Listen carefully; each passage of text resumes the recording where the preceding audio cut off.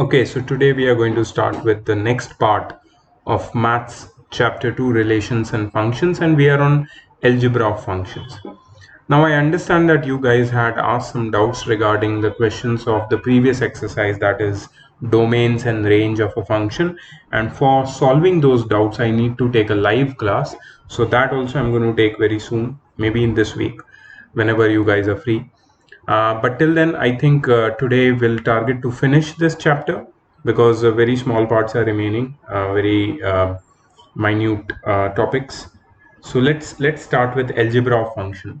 Now you know that in real numbers, algebraic operations like addition, subtraction, multiplication, division, zero function is excluded in the case of division, but other than that, these all operations can be performed on real numbers, right? But in functions, when you perform these operations, new functions are obtained.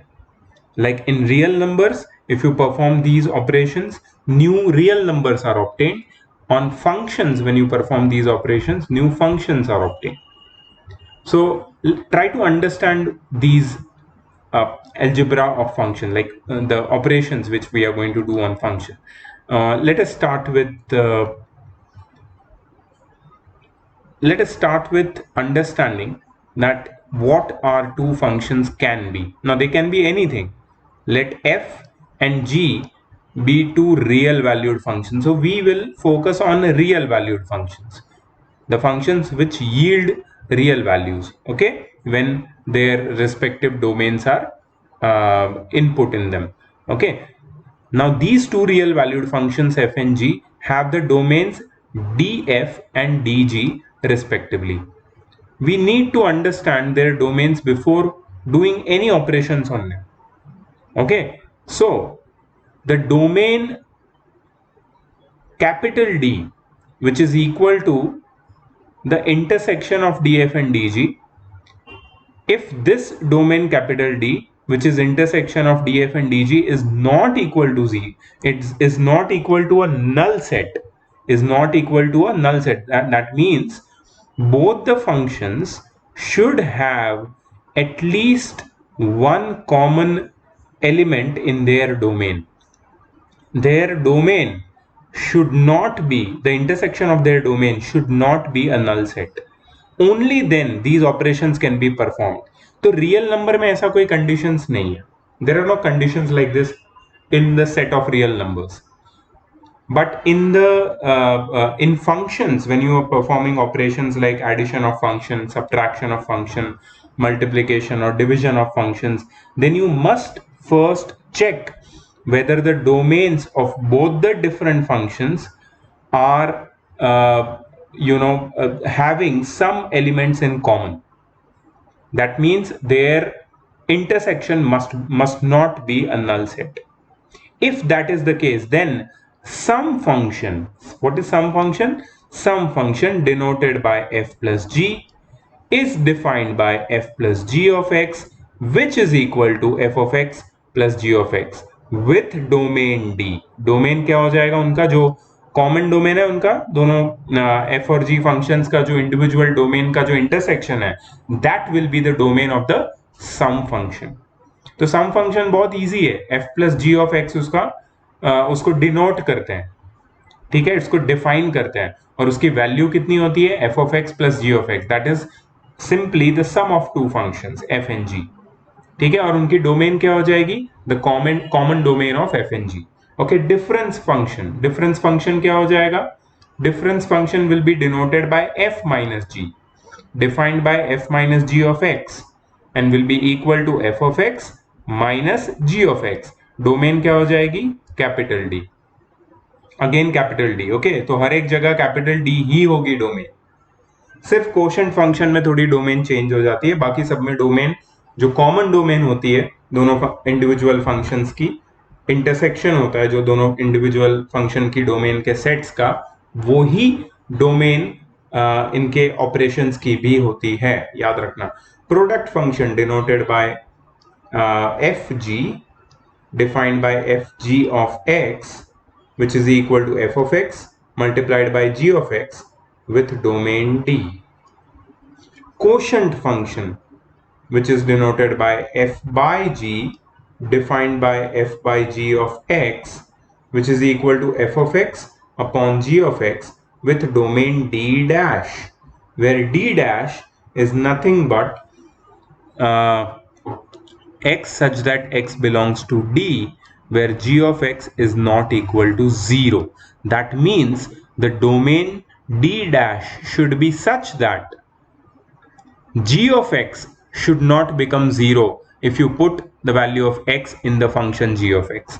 So you have to exclude those values of x from the domain D which yields the value of g of x as 0, because g of x is the divisor and the divisor can never be 0. If the divisor becomes 0, the whole quotient function loses its meaning.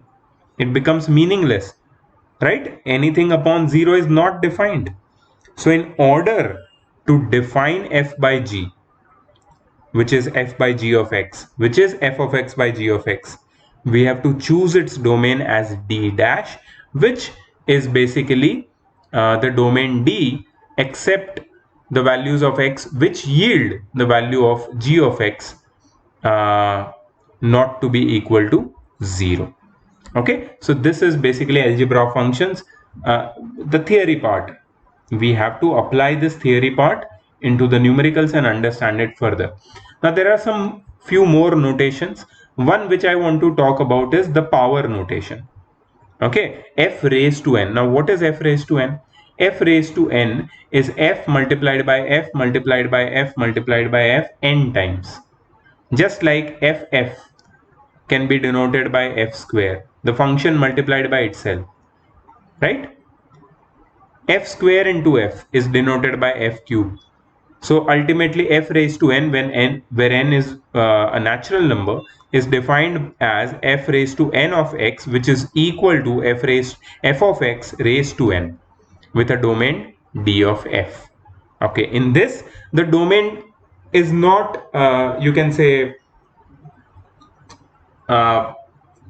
intersection of any two sets, because there are no two sets involved. There is just one set involved, which is the domain of function f. So we will take the domain of f of x raised to n also as domain of f. Reciprocal function. Reciprocal function is denoted by 1 by f. Now as the name says, 1 by f of x is nothing but 1 by f of x with the domain D of f except all the values of x which yield f of x equals to 0. That means you have to omit all those values of x from the set of domain which yields f of x as 0, because the denominator cannot be 0. Okay, so you have to take care in reciprocal function. Whenever there is a denominator, you have to take care that denominator should not become 0. That's very simple. Okay, if c is any real number, then scalar multiple of f by c is denoted by cf, and it is defined as cf of x or c of f of x or c into f of x with a domain df. So you can multiply a scalar with a function and still the domain doesn't change by scalar multiplication. Let's move ahead. Illustrative examples have started. Let f and g be two functions defined by f of x is equal to root of x minus 1 and g of x is equal to root of 4 minus x square. We have to find all these operations on the function, all these operations. Now operations are simple, we can definitely find the operations, but I'm more interested in the domain rather than operations. Okay, let's talk about domain and then talk about the operations.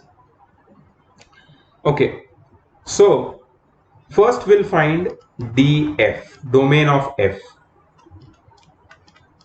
Now to find domain of f, please understand that f of x, the value of f of x is equal to root of x minus 1. The value of f of x is equal to root of x minus 1. And whenever we want a function to be defined, okay, we have to find the values of x which can make that function defined. So that means we have to find the values of x for which the function will be defined.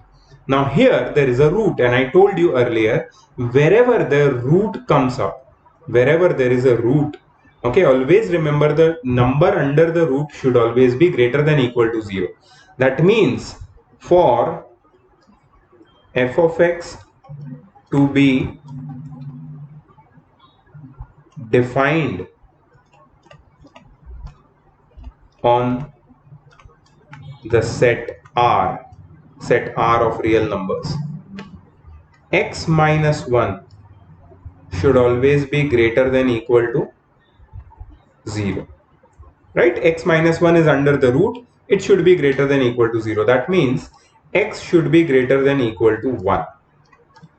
So all the values of x which is greater than equal to 1 will make this function defined, on the set of real numbers.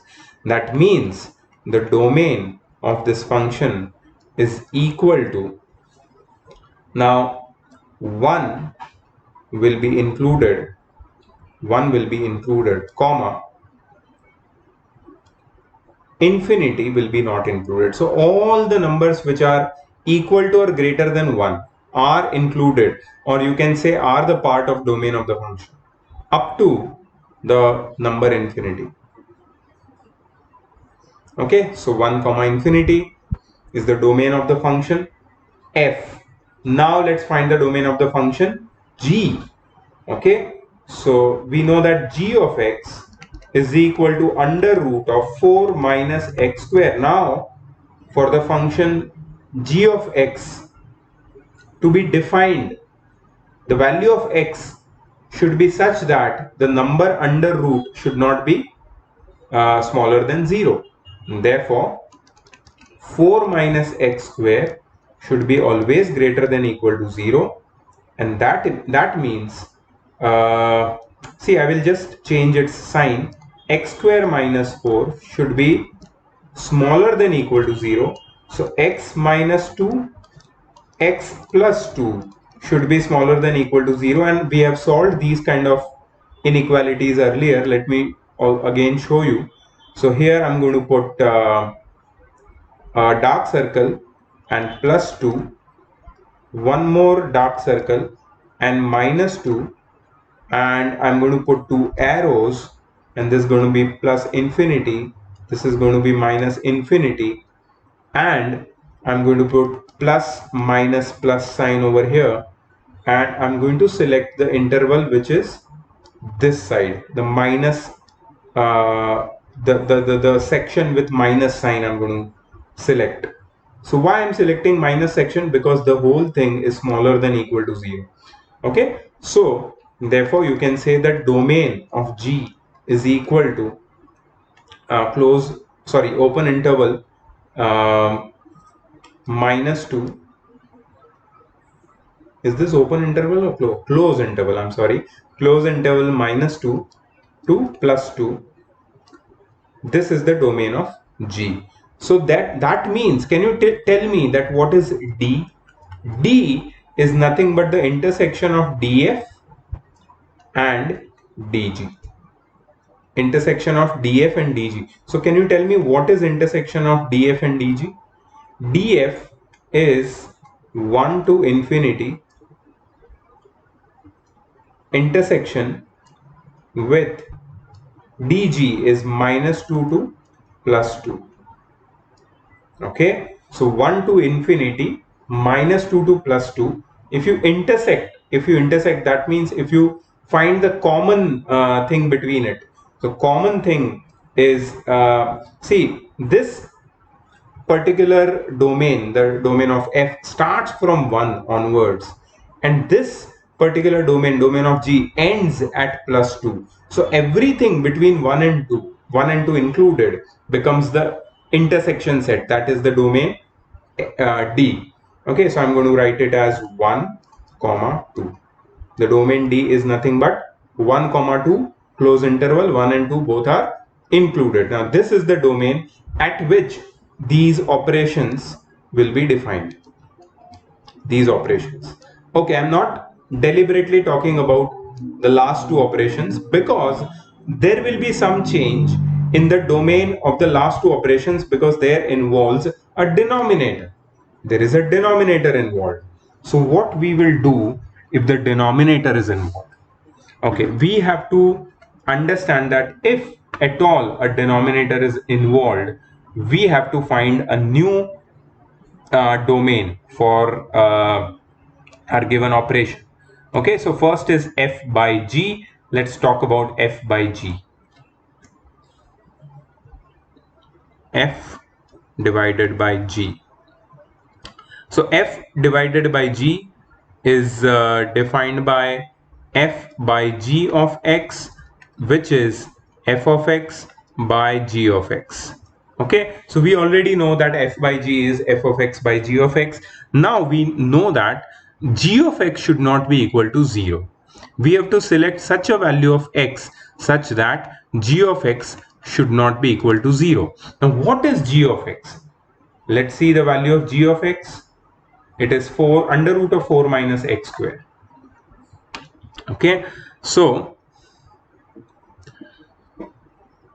g of x, which is under root of 4 minus x square, should be greater than 0. Should not be equal to 0, should be greater than 0. Greater than equal to नहीं लिखेंगे, अब सिर्फ greater than लिखेंगे. So 4 minus x square should be greater than 0, or x square minus 4 should be smaller than 0, or x plus 2 x minus 2 should be smaller than 0. ठीक है, x plus 2 x minus 2 should be smaller than 0. And if you consider on number line what is happening, I will draw hollow circles at plus 2 and at minus 2.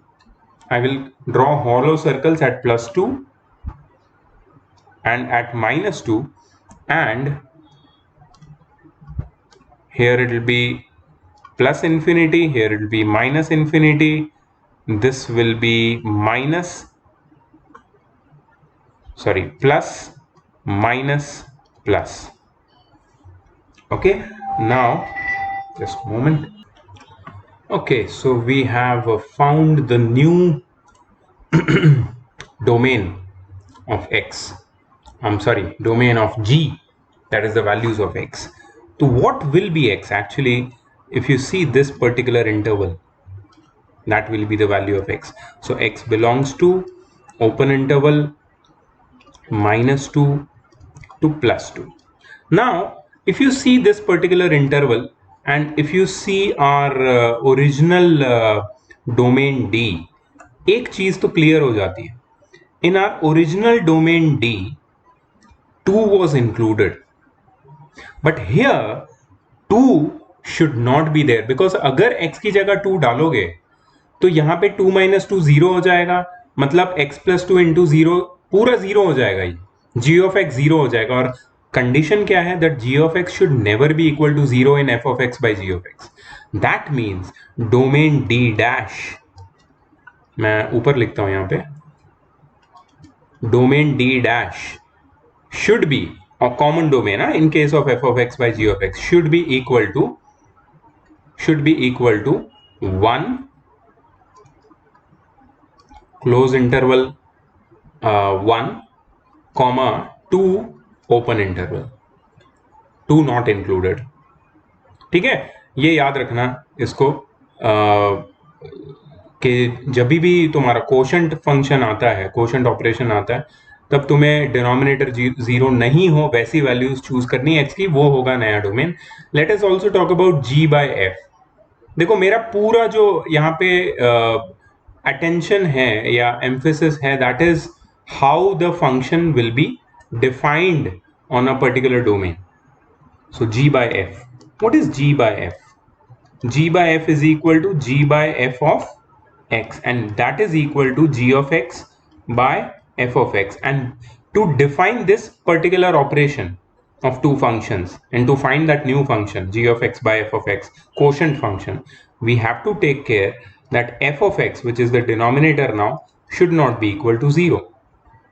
Right? Now what is f of x? F of x is under root of x minus 1. Now this under root of x minus 1 should not be equal to 0. Okay, so I have to write like this, that x minus 1 for f of x not to be equal to 0, x minus 1 should be greater than 0, not greater than equal to 0 but greater than 0. So x should be greater than 1. अगर x greater than 1 ही होना चाहिए, इसका मतलब क्या है कि now our domain d double dash, this is the new domain in this case, ये quotient function का जो डोमेन होगा d double dash, that will be equal to x कुछ भी होना चाहिए लेकिन वो 1 से बड़ा होना चाहिए. नाउ सी हमारा जो ओरिजिनल डोमेन था वो क्या था, 1 to 2. ठीक है, तो यहाँ पे आ जाएगा 1 open interval comma 2 close interval. This will be our new domain for this particular function g of x by f of x. ठीक है, सो सारी डोमेन ढूंढ लेने के बाद जो भी तुम्हारे ऑपरेशंस है फंक्शंस के, उसकी डोमेन ढूंढ लेने के बाद we have to find those functions also. जैसे f plus g, f plus g क्या होगा मैं तुम्हें सीधा यहाँ पे दिखाता हूँ. अच्छा, और एक बात मैं बता देता हूँ कि ये जो हमने डोमेन ढूंढी है, ये d ऑफ f, ठीक है, फिर d ऑफ g, और फिर जो हमने d निकाला है, it should not be equal to null set, मतलब वो एम्प्टी सेट नहीं होना चाहिए. ठीक है, तो हम लोग आगे बढ़ सकते हैं. तो मतलब यहाँ पे एम्प्टी सेट हमें कहीं नहीं मिल रहा है, ना हमें डी डैश में मिल रहा है एम्प्टी सेट, ना हमें डी डबल डैश में मिल रहा है, ना हमें डी में मिल रहा है, कहीं भी एम्प्टी सेट नहीं मिल रहा है. That means we are good to go. ठीक है, तो f plus g of x क्या होगा, f plus g of x होगा f of x plus g of x. f of x की वैल्यू है root of x minus 1, g of x की value है root of 4 minus x square. इनको add कर सकते हैं? बिल्कुल नहीं कर सकते, इनको ऐसे ही छोड़ देना है. And we have got the value of f of x, sorry f plus g of x. g plus f of x क्या होगा, ये वाला होगा, under root of 4 minus x square plus under root of x minus 1. f minus g of x, g minus f of x, f of f multiplied by g of x, that is f of x into g of x. यहाँ पे हम लोग एक root में ला सकते हैं, उनको multiplication है. g f of x, that is g of x into f of x. ठीक है, the domain of f by g. एक मिनट, ठीक है, यहां तक तो कोई प्रॉब्लम नहीं है, ऑपरेशन कर लिया. अच्छा, f बाय g में वो लोग ने डोमेन ढूंढा है, देखो राइट, हमको सेम आया था. अच्छा, f by g of x है क्या, f by g of x is f of x by g of x. The domain g by f of x कैसे मिलेगा, g of x by f of x. कोई problem नहीं है, हमें सिर्फ domain अलग से निकालनी है, जो हमने निकाल दी है ऑलरेडी. ऑपरेशन करने में कोई इश्यू नहीं है, सीधा डिवाइड कर देना है तुम्हारे फंक्शंस को और एक साथ लिखना है. ठीक है, समझ में आया operation of function? I hope you have understood it. अगर समझ में आया तो प्लीज यहाँ पे वीडियो को पॉज करो और सब कुछ नोट कर लो, सब कुछ नोट कर लो. ठीक है, okay, I hope you are done. पूरा सॉल्व हो चुका है, अब हम आगे बढ़ते हैं. Find the domain of the function. Okay, find the domain of the function f of x is equal to sin inverse of x upon greatest integer function of x. ठीक है, तो यहां पे I can see sin inverse of x and I can see in the denominator greatest integer function of x. ये दोनों आपस में, अपने आप में, आपस में नहीं, अपने आप में अलग अलग फंक्शंस है. तो हम लोग ऐसे लिख सकते हैं कि let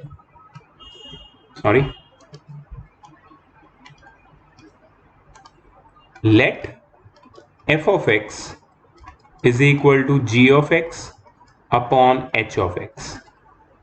Let f of x is equal to g of x upon h of x. इसका मतलब है g of x क्या हो जाएगा, क्वेश्चन देख के बताओ.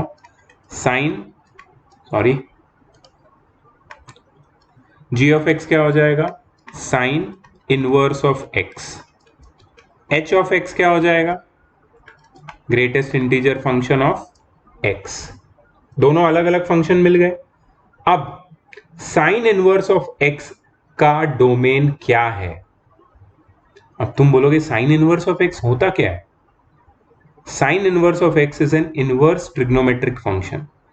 मैं तुम्हें एक इसका एग्जांपल देता हूं। देखो, sine theta is equal to x. 2 minute के लिए सोचो कि ये मेरा एक रिलेशन मैंने यहां पे लिखा है। Let me not right it here, मैं थोड़ा स्पेस देख के यहां पे नीचे लिखता हूं। Sine theta is equal to x, इसमें कोई प्रॉब्लम है? अच्छा मुझे बताओ, sine theta is equal to x में एक्स क्या होगा? What will be x?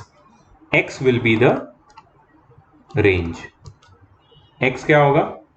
Range होगा। थीटा क्या होगा? थीटा होगा डोमेन।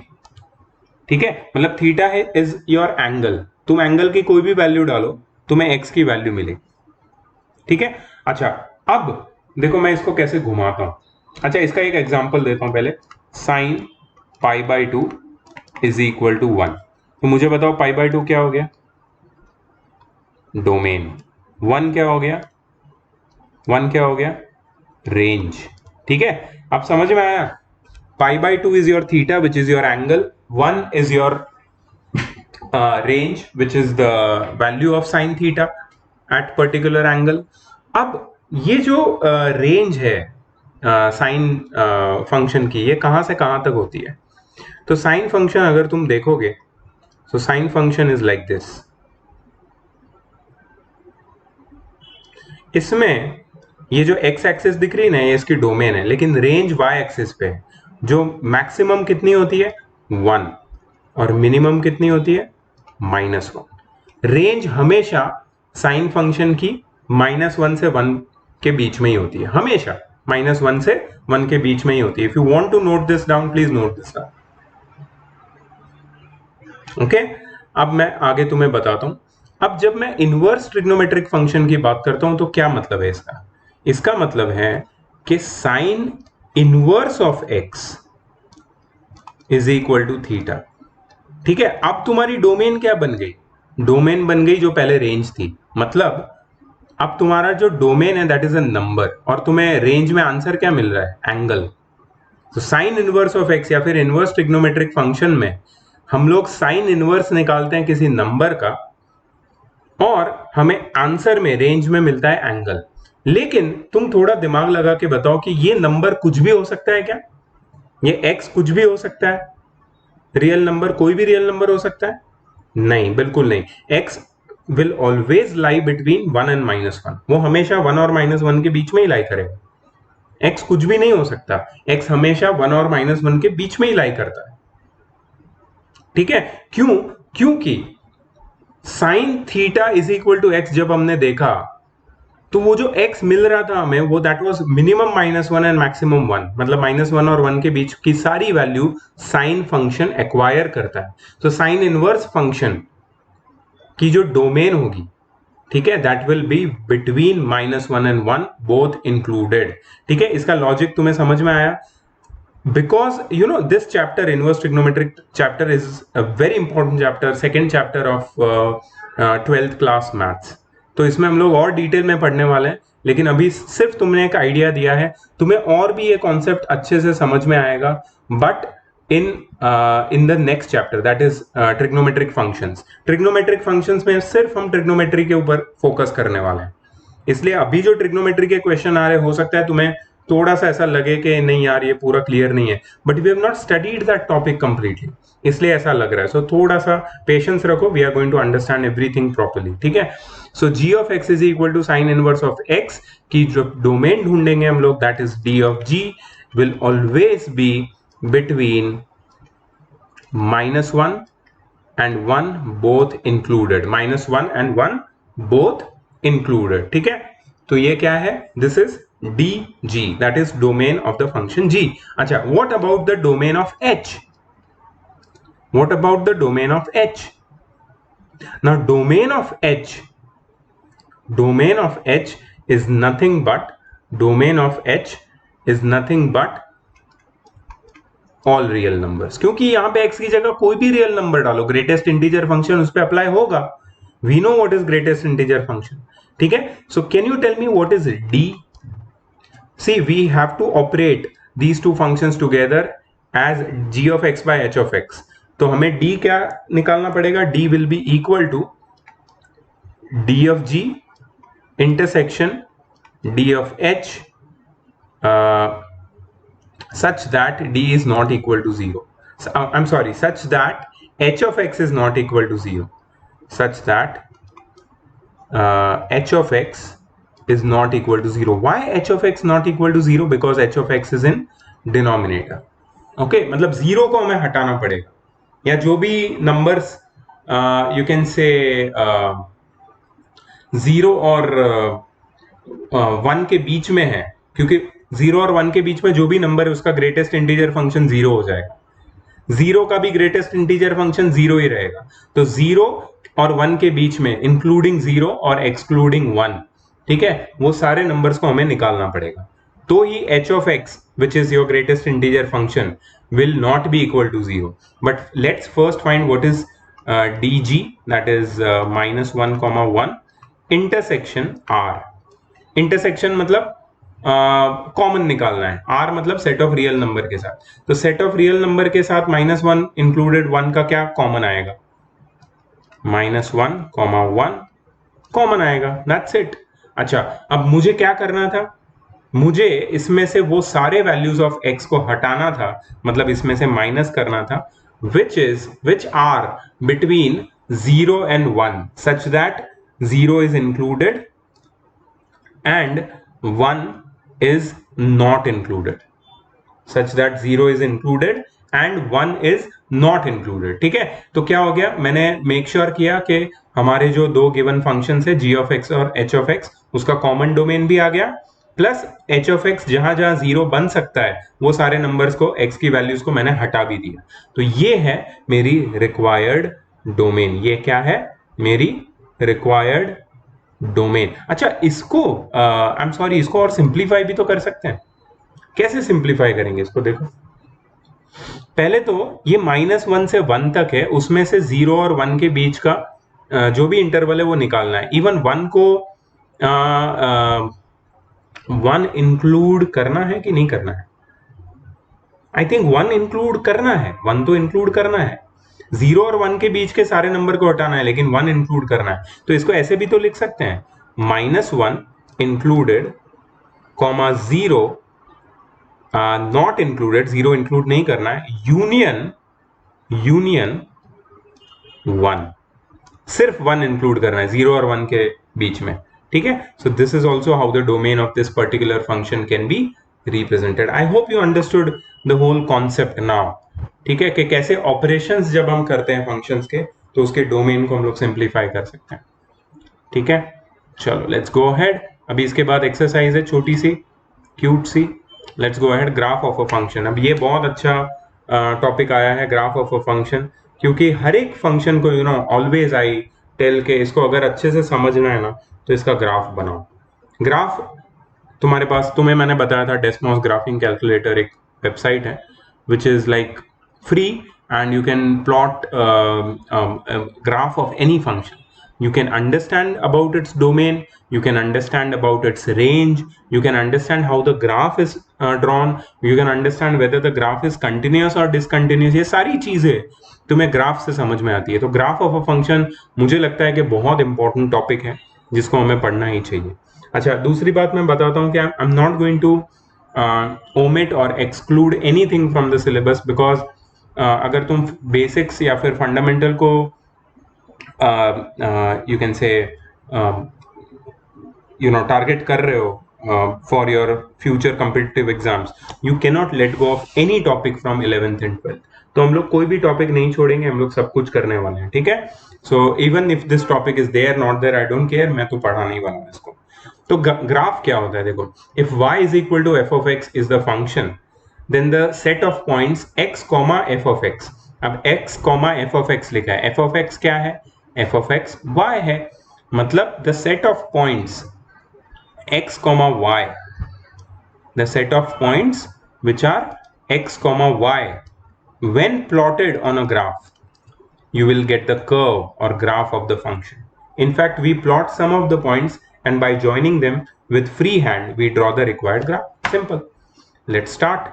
तो पहला function क्या है? Define the function f from on the set of real numbers by f of x is equal to x square, where x belongs to real number.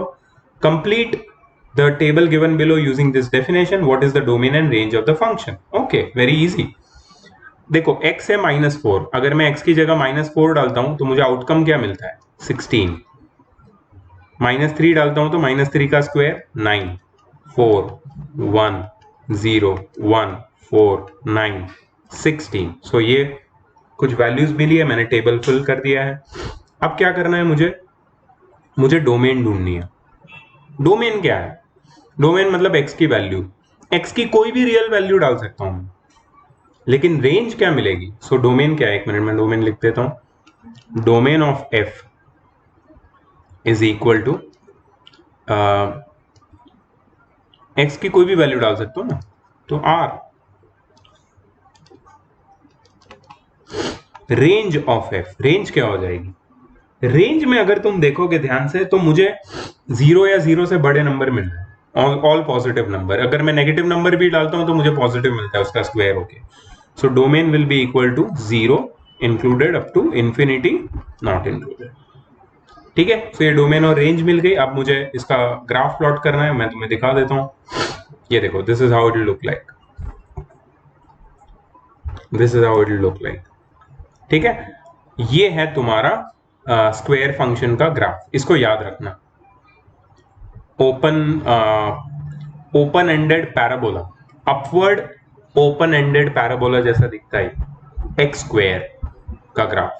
ठीक है, चलो नेक्स्ट जाते हैं. ग्राफ तुम्हें बनाना है एक्स क्यूब का. एक्स क्यूब का graph बनाना है. देखो टेबल वो लोग ने फिल किया है और सिर्फ ग्राफ बनाने बोला है और कुछ भी नहीं बोला है, तो इसका ग्राफ ऐसा दिखता है.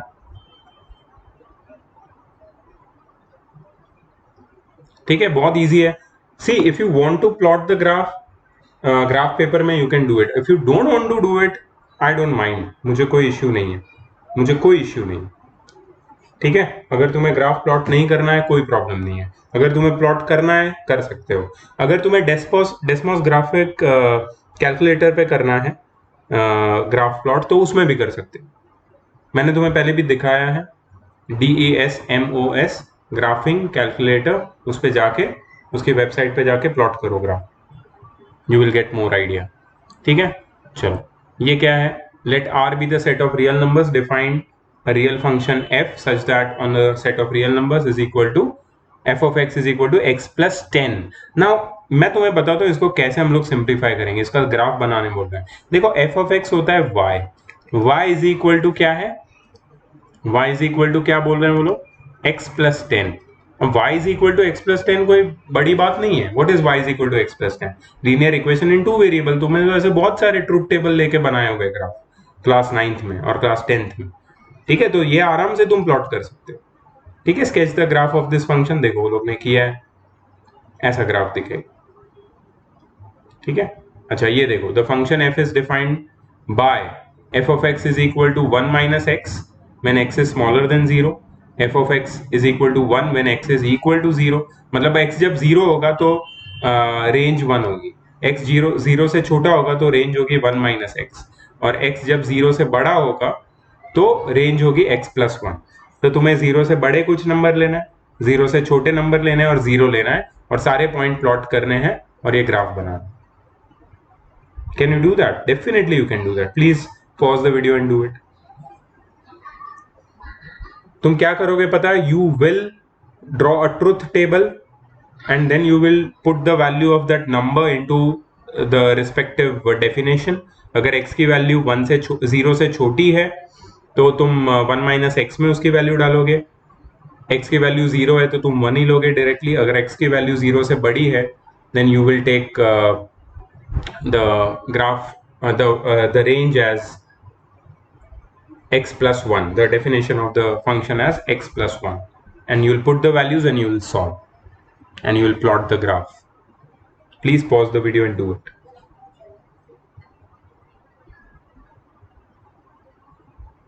Okay, I hope that you're done. Let's go. So सारी वैल्यूज प्लॉट की, एक्चुअली उसको टेबल फॉर्म में लिखना ज्यादा सही एडवाइजेबल है, and this is how it looks like. तो ये किस फंक्शन जैसा दिखता है? मेरा सिर्फ तुमसे एक छोटा क्वेश्चन है, किस फंक्शन जैसा दिखता है ये? It looks like a modulus function. तो मॉड्यूलस फंक्शन क्या होता है? मॉड्यूलस फंक्शन की डेफिनेशन कुछ ऐसी होती है, सिर्फ यहाँ पे हर जगह 1 एडेड है. मॉड्यूलस फंक्शन में x इज स्मॉलर देन 0 जब होता है तो यहाँ पे -x लिखते हैं, x इज ग्रेटर देन 0 जब होता है यहाँ पे 0 लिखते हैं, sorry x is equal to 0 में यहाँ पे 0 लिखते हैं, and x is smaller than 0 sorry greater than 0 जब होता है तो x लिखते हैं. ठीक है, यहाँ पे 1 एडेड है, हर जगह 1 एडेड है, इसलिए ये ओरिजिन से नहीं लेकिन 1 से शुरू हो रहा है y एक्सिस पे. This is how the graph should look like. Okay, let's go ahead. Draw the graph of the function 1 minus x. इसमें कोई दिक्कत नहीं है, 1 minus x is equal to y लेके ट्रूथ टेबल बना के ग्राफ प्लॉट कर लो. डन. Let's check. ऐसा ग्राफ दिखना चाहिए, बहुत इजी है. Next question, draw the graph of the function. अब यहाँ पे डेफिनेशन दी है तुम्हें अलग अलग. x 0 या 0 से छोटा है, x 0 और 2 से बीच में, और x 2 से बड़ा है. ठीक है, तो तुम्हें x की अलग अलग वैल्यू लेनी है. दो वैल्यू 0 से छोटी लो, एक वैल्यू 0 ही ले लो, दो वैल्यू 0 और 2 के बीच में ले लो, एक वैल्यू 2 ही ले लो, और दो वैल्यूज 2 से बड़ी ले लो. और according to that you find the value of x according to the definition of the function. Make a proper truth table and plot the graph. Pause the video and do it. Please, I want all of you to do this. काफी दिन से maths का class नहीं हुआ है. ठीक है, अब बहुत हम पीछे, मुझे लग रहा है कि हम पीछे जा रहे हैं, बिकॉज हमने गैप काफी हो रहा है बीच बीच में. So we have to now speed up.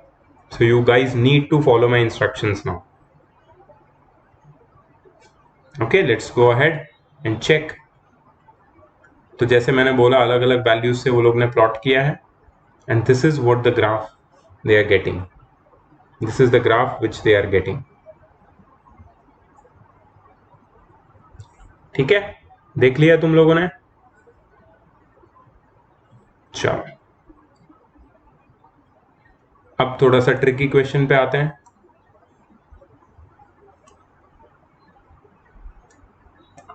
ठीक है, draw the graph of the function f of x is equal to mod of 1 minus x plus mod of 1 plus x when x is between -2 and +2 both included.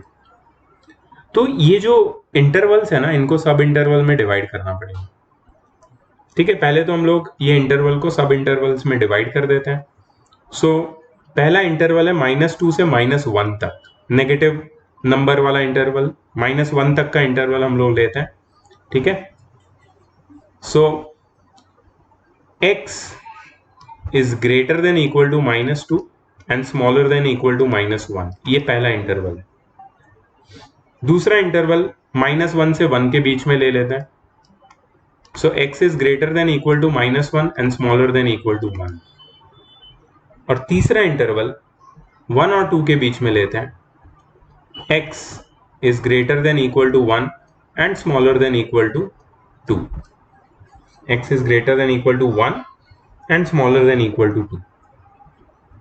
ठीक है, तो पहले interval की बात करते हैं हम लोग. सबसे पहले इंटरवल बाय इंटरवल हम लोग ये फॉर्मूला को चेक करेंगे, ताकि ये इजी हो हमारे लिए समझना.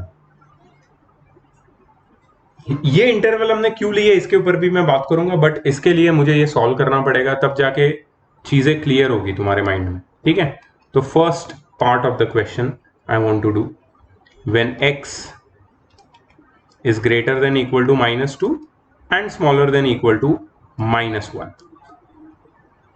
ठीक है, f of x is equal to क्या हो जाएगा? 1 minus x minus 1 plus x.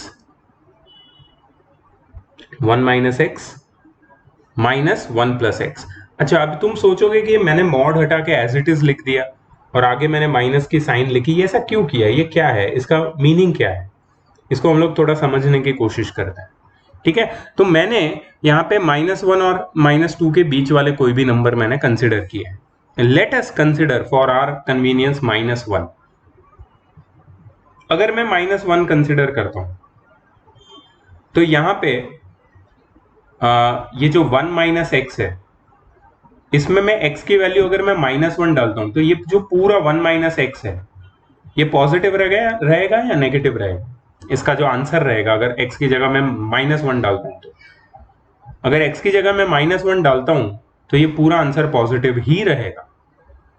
ठीक है, अच्छा, तो मतलब ये आंसर अगर पूरा पॉजिटिव रहेगा तो ये आगे वाली साइन जो क्या हो जाएगी, प्लस। मॉड हटा के मैं आगे प्लस की साइन लिख सकता हूं, कोई गलती नहीं। अच्छा, यहां पे अगर x की जगह मैंने -1 डाला तो ये पूरा आंसर 0 हो जाएगा। लेकिन अगर मैंने -1 से कोई भी छोटे नंबर डाला, जैसे -2 डाला अगर, तो ये जो आंसर है पूरा नेगेटिव हो जाएगा। इसके लिए हाँ यस, इसके लिए मैंने यहाँ पे माइनस की साइन बाहर निकाली। मतलब ये जो पूरा, अगर मैं मॉड को हटाऊं तो ये पूरा ब्रैकेट नेगेटिव हो जाएगा। ये पूरा ब्रैकेट क्या हो जाएगा, नेगेटिव हो जाएगा। अगर तुम बोलते हो सर ये नेगेटिव कैसे होगा, यहाँ पे -1 डालेंगे तो ये तो 0 हो जाएगा, तो 0 के आगे मैं प्लस लिखूं या माइनस लिखूं कोई फर्क नहीं पड़ता। बट अगर -1 से छोटा नंबर लिया, -1.2 भी लिया, तो भी ये mod of 1 - x negative number ही देगा। ठीक है, तो इसलिए मैंने माइनस साइन लिखना यहाँ पे सही समझा। अभी इसको ब्रैकेट खोल देता हूं मैं। सो 1 - x -1 - x -1 -x 1 - x -1 -x क्या हो जाएगा, -2x। मतलब ये फंक्शन की डेफिनेशन मैंने सिंप्लीफाई की जब मैंने ये इंटरवल लिया, हमारा गिवन इंटरवल। ठीक है, अब f of x की का जो डेफिनेशन है वो क्लियर हो गया है। वो क्या हो गया है, -2x। ठीक है, तो याद रखना y = -2x, तुम्हें इसका ग्राफ प्लॉट करना है first part of the question में। इसका ग्राफ तुम आराम से प्लॉट कर सकते हो, ठीक है, ट्रुथ टेबल बना के। Second part of the question देखो, जहां पे इंटरवल अब हो जाता है -1 से 1 के बीच में।